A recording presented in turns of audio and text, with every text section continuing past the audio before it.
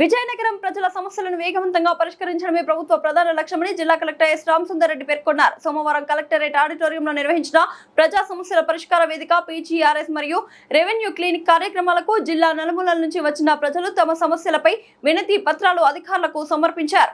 ఈ సందర్భంగా మొత్తం 189 వినతులు నమోదయ్యాయి.